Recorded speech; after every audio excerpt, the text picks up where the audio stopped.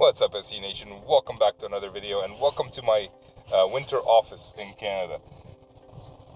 My name is Ramzi Majraba. For those of you who don't know me, I'm a sales engineer out of Ottawa, Canada, or at least a hybrid. I'm complicated. Anyways, I do a lot of sales engineering in Ottawa, Canada, and I do these videos to help other people in my position or aspiring to be SEs. And I talk about how great sales engineering is, or how bad sales engineering is, or any other sales engineering skill. So that was a long intro. Anyways, last week I talked about why sales engineering is so great. And a couple weeks before that, I talked about the cons of sales engineering. So I'm trying to provide an overall view of sales engineering. But today I want to talk about the life lessons I've learned from sales engineering, or how sales engineering has helped me in my personal life. And it seems like it's a commercial for sales engineering. Oh, and by the way, if you didn't check out the other videos, I'll leave them in the cards somewhere here. If this is not a commercial for sales engineering, everything has its pros and cons, but personally, I feel like I learned a lot from sales engineering that I've applied to my personal life. Could I have learned it from other jobs? Potentially, but I didn't learn this much while I was in support. I didn't learn when I was in network design. I've learned these specifically when I was in sales engineering, mainly because you get a holistic view of business and technical. So when you're an engineer, you're fairly technical, you just focus on that thing. So I'm going to talk about the 6 things that I've learned, but I'm going to start off with a bonus one. Bonus thing about sales engineering is you learn to take advantage of the free minutes you have here and there. For example, I'm in between meetings, I'm in a lobby at a customer waiting for something. I can easily open up my laptop, hotspot, and answer a few emails. That way I'm consistent with my customers versus late. Or maybe you read an article about something that will help me perform better in my next meeting. So I don't like to waste minutes. We all do. But sales engineering has taught me that because we are in meetings often, when we have those 5 minutes, 10 minutes there, here and there, doesn't mean we get to watch YouTube. It means you just have to work, so that I don't have to work after hours or late at night, although I do, but not because I slacked off in other areas. So here's a bonus one right from the start. And as usual, if you like my content, make sure to share, subscribe, and like. This seems very formal. Anyways, I'm in a car, so it can't be this formal. Anyway, the first thing that I've learned from sales engineering is negotiation. Sales engineers, generally speaking, don't negotiate often. We're not part of the negotiation process, although we add a lot of value to the negotiation. And what I mean by that is, I've said this a million times, but I'm going to say it again because it's important. Every time a sales engineer opens their mouth, they're either adding value or removing value from a deal. And the big thing here is value. When you're doing negotiation, let's say you're buying a car. How much is the value of the car to you? That's how you can negotiate. So, for example, it's helped me buy 2 cars because of sales engineering.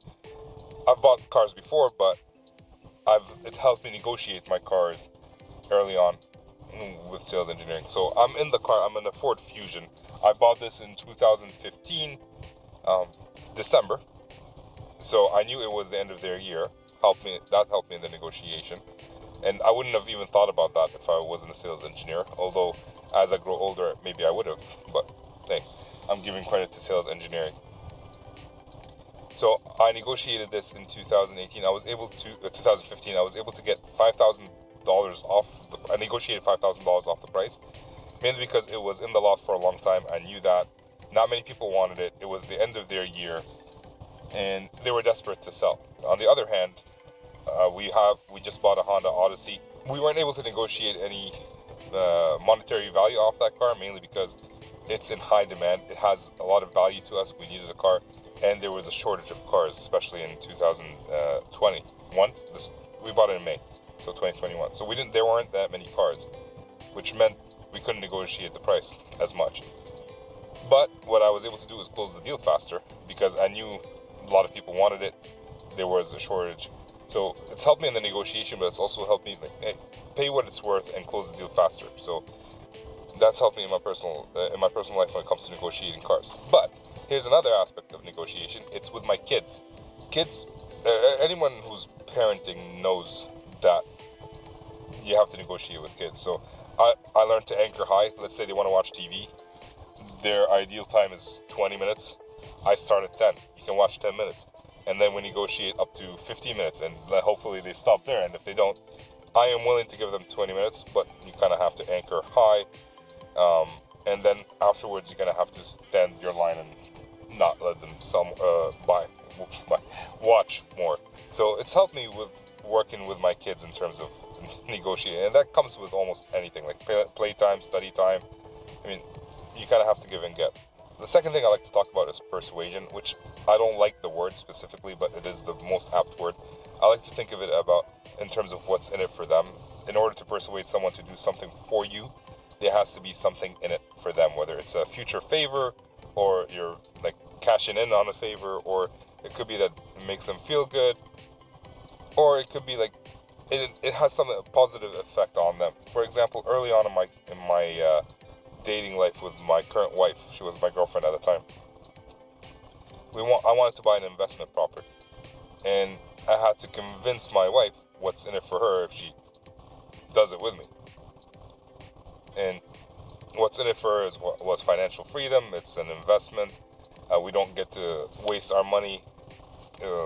Properties in most cases increase in value, and we bought that house in 2011, and since then it's been up in value for like around 240K. So hey, it turns out I was right.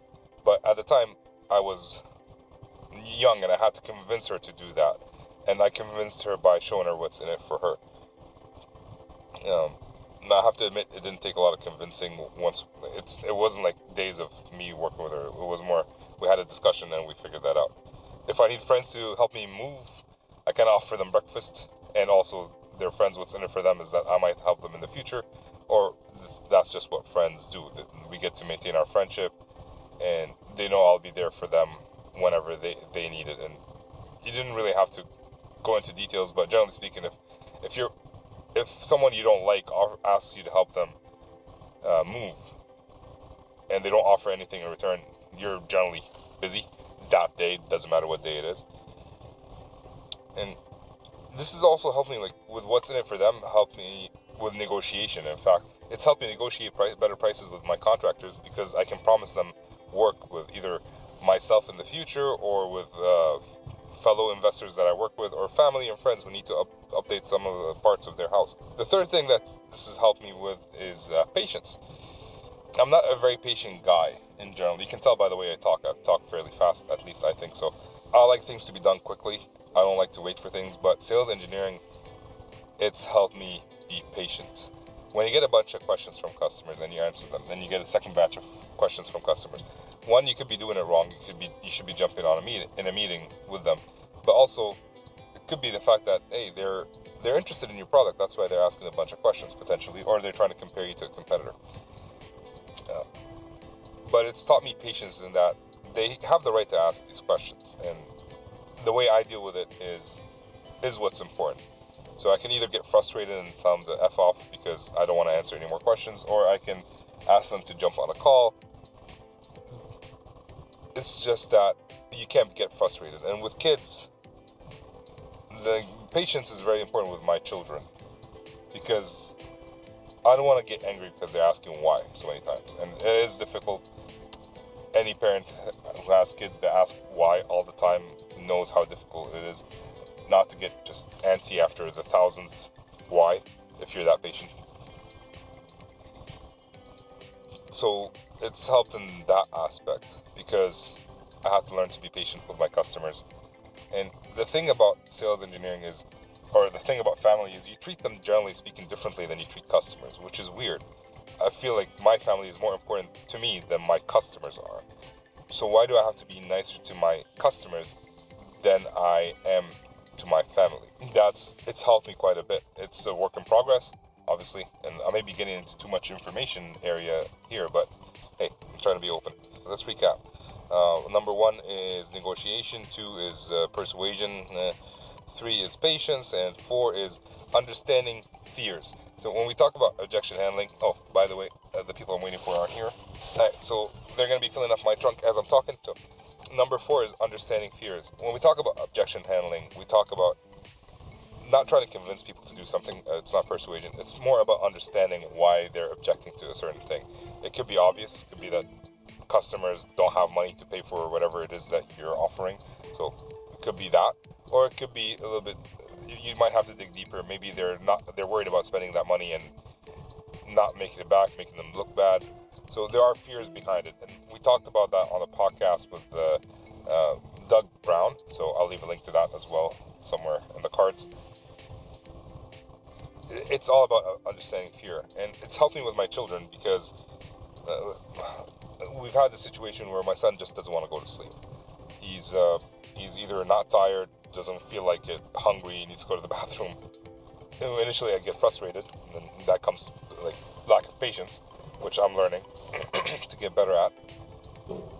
But then we dug a little bit deeper, and I give credit to my wife on that one. We dug a little bit deeper, and we figured out like he's having nightmares. That's why he doesn't want to go to bed. He's afraid of sleeping and getting nightmares at night. And once we figured that out, and we understood his fears, we figured out that all right, maybe there's certain things that he shouldn't watch during the day. I was gonna go home, but hey, I only have two left, so let's keep going. Again, if you like this, share it, subscribe it, subscribe. So let's move on to number 5. You don't get something if you don't ask for it. That's helped me get raises. That's helped me get deals, because you're not gonna get a meeting unless you ask for it. Sometimes meetings like, hey, customers need your help, then they call you and they ask you for help. But generally speaking, they don't like to talk to salespeople or sales engineers. Sales engineers a little bit better than salespeople, but you can't get anything done if you don't ask for something.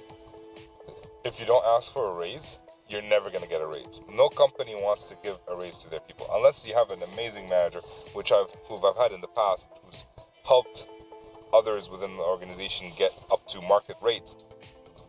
But that's generally speaking because they're worried about them leaving. So you don't get a raise unless you ask for it. You don't get a deal unless you ask for it.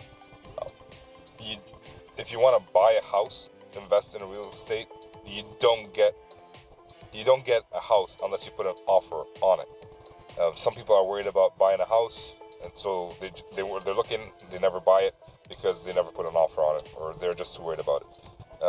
I don't know who it was that said it. Was it Wayne Gretzky or Michael Jordan? You miss 100% of the shots you don't take. And so all this is helping me with my kids as well. So I'm talking mainly about my kids because honestly, since COVID, my life has revolved around them. We're home 24/7. But we talk about like, hey, if you want something, you ask for it. If my nephew took one of their toys and they want it back, my nephew is not going to give it to them unless they ask for it. And when they do, he gives it back. It's easy. You don't always get what you ask for, but you'll always not get what you don't ask for. Yeah, that's right. 6th and final one. My family is the business. I feel like this is the most important one. My family is a business. We have income coming in, and we have expenses going out. Same as any other business. The service that I'm offering is the service I'm offering my company. I'm getting paid for that. Now, the thing about companies, if you work in sales, you learn that each year they expect growth. Each year they expect something different. They have new offerings. But when I talk to friends or family in my personal life, we don't have that. It's more of, yeah, I get a salary, that's it. But there is no plan that they need to, like, hey, last year I made X amount, this year I need like 5% growth. Let's figure out how we can get it. Whether it's to find another job or find a side hustle. We don't have that sort of planning. Some people want a side hustle. They just start a side hustle because they enjoy it. But it's not planned. It's not about making money. Or it could be that you don't want to make money. It could be that you want more time with the family. Whatever your goals are, we have to be intentional about it. So our life is a business. We have to treat it like a business. We have to have goals. We have to have targets. These are the 6 things that I think are the most important. So again, negotiation, persuasion, patience, understanding fears or objection handling, if you will, asking for stuff. You don't get it if you don't ask for it. And the most important one is your family is a business. Treat it as such, so you'll be more successful in life and hopefully happier. These are the 6 things I learned from sales engineering and sales in general. So let me know what you think. Is there any life lessons that you've learned from sales engineering? Do you disagree with anything that I've said? And you should, because not two people think alike. And if you do, please let me know in the comments so that I can learn from you as much as hopefully you learn from me. Anyways, with that, this is Ramsey. No, that's how I sign off on my podcast. Oh, if you don't know, I have a podcast. Called We the Sales Engineer. So I post it every Monday on YouTube here. Anyways, peace.